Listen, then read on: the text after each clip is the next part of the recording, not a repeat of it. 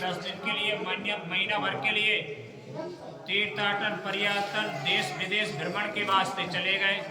और जरा विचार करो, मुझे यहाँ से ले जाकर आप घर छोड़ दोगे और घर छोड़कर आप यदि देश विदेशों में भ्रमण करोगे तो मैं किसके सहारे रहूं?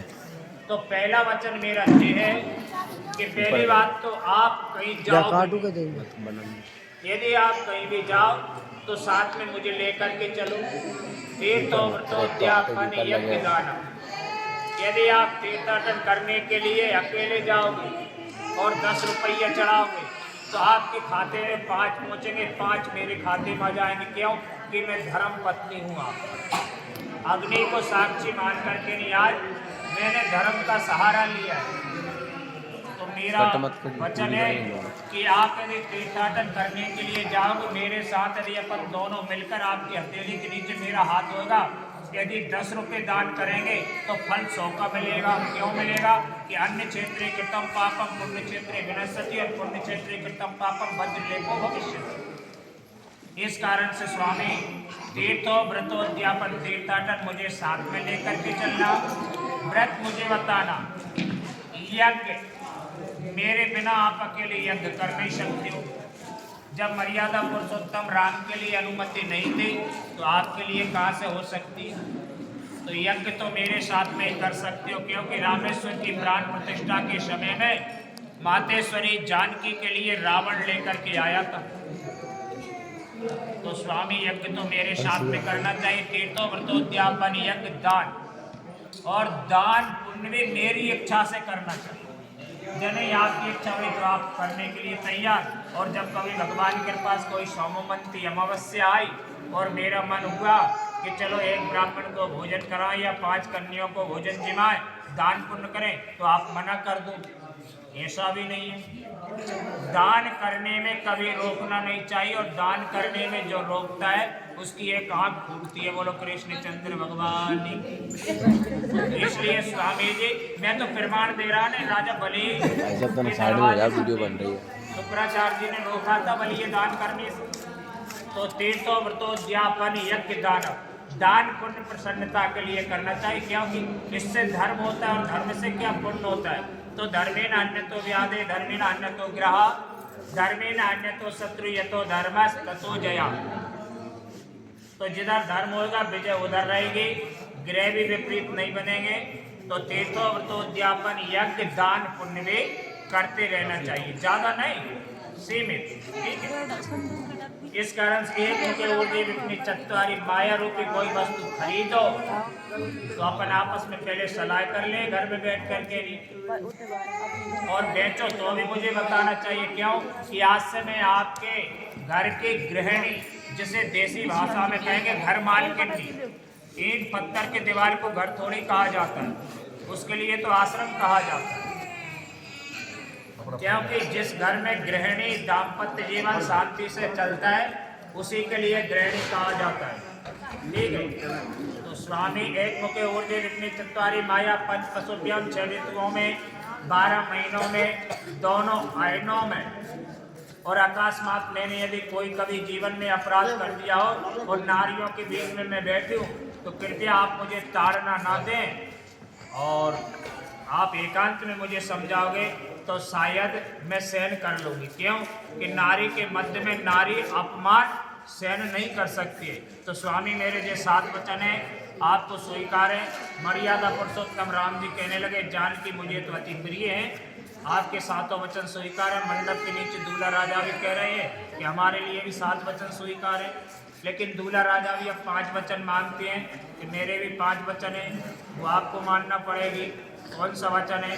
उद्याने मद्यपाने पिता गृह गमनम मम चित्यम मम वाक्यम नृत्यरास ग्राम ग्राम गोष्ठी। अर्थात दूल्हा राजा कहता है उद्याने यानी बगीचा होता है, दूसरा भाव कार्य नहीं मनोरथ नहीं सुप्ता से सिंह से प्रवसंती मुखी मृगा। दूल्हा राजा कहते हैं कि मेरे घर में जो काम काज मैं कर रहा हूँ उसी में आपको सहयोग देना पड़ेगा। मैं यदि खेती का कार्य कर रहा हूँ तो आपको सहयोग देना पड़ेगा। मैं यदि व्यापार कर रहा हूँ तो बिल्कुल आपके लिए, मैं यदि नौकरी कर रहा हूँ तो सुबह 7-8 बजे भोजन और टिफिन लगा के तैयार रखना चाहिए। पहला वचन ये है मेरा, उद्याने मद्यपाने, ठीक है। मदिरा पीने वालों के मुंह नहीं लगना चाहिए। इसका विशेष अर्थ क्या है कि मेरे घर में वृद्ध पुरुषों के सामने से अपने शरीर के अंग को छिपाकर निकलना चाहिए, आड़ मर्यादा में रहना चाहिए और कभी जबान लड़ा करके किसी से बात नहीं करना चाहिए। पिता गिरेकम, तुम्हारे पिता का घर पास में ज़्यादा दूर है तो बिना लिवाए, बिना बुलाए, बिना मेरी आज्ञा अनुमति के आप नहीं जाओगे। ये मेरा वचन है।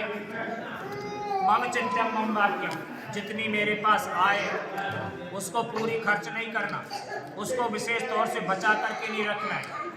मेरे अनुसार चलना, आय के अनुसार ही व्यय करोगी। और आज मैं मंडप के नीचे कह रहा हूँ कि शायद मेरी जैसी स्थिति होगी वो उसी हिसाब से आपको चलना पड़ेगी।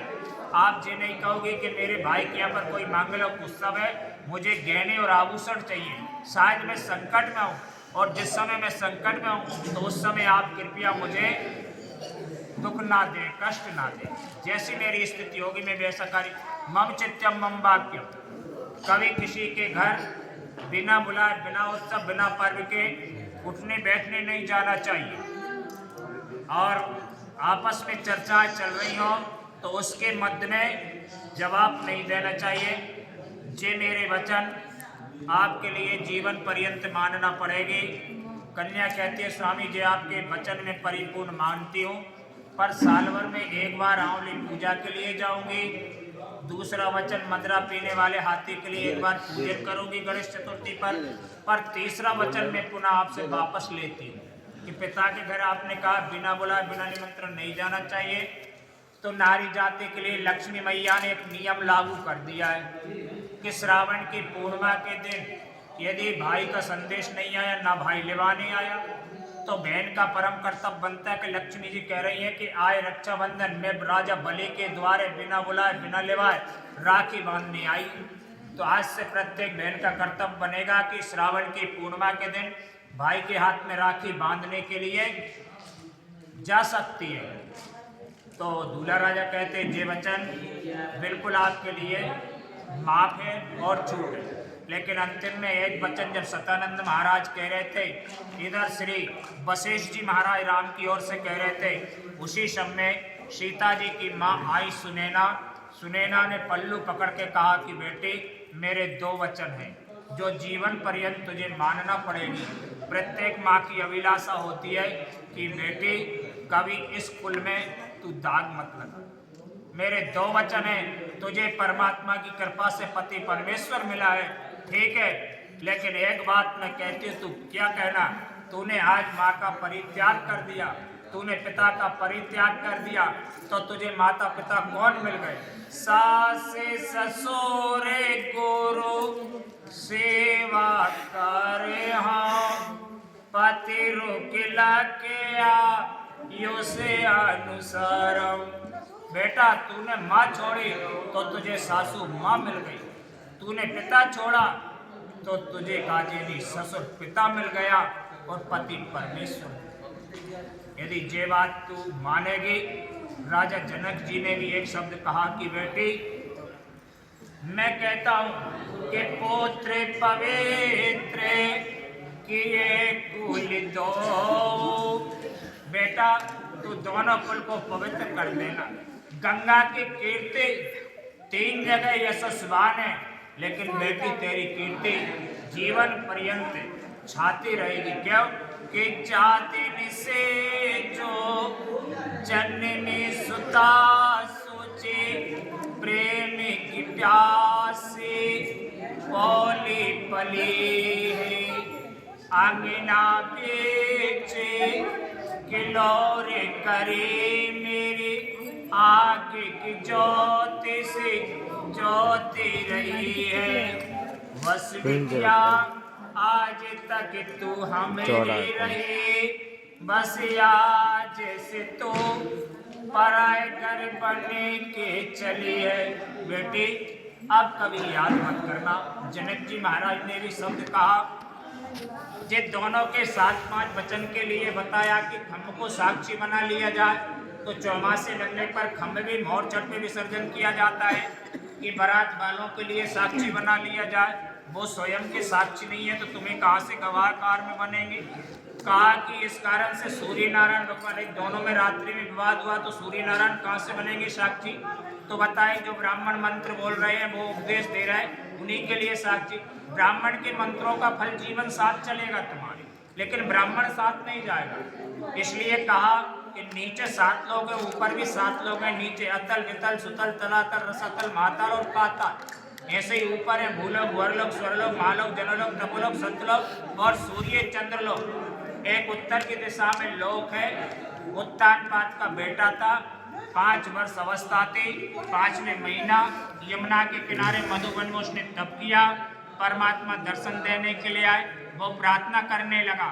श्रीमद् भागवत के 3 स्कंद के 9वें अध्याय का 9वां श्लोक है। क्या कहता है?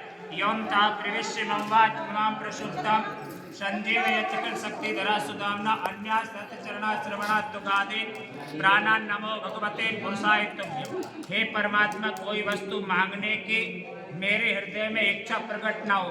भगवान ने कहा कि बेटा तूने भले नहीं मांगा, लेकिन आज से 36,000 वर्ष राज्य पृथ्वी पर करना, और उसके बाद में देख ऊपर की ओर वो तेरे नाम कर देता हूँ, ध्रुव तारा के नाम से विख्यात रहेगा।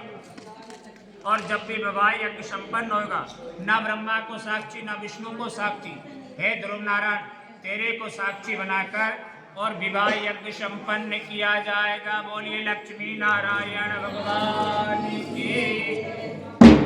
थोड़े से ध्रुव दर्शन करा लाओ, ये खड़े हो जाओ दोनों, लाओ वो दोनों दे दो, लाओ।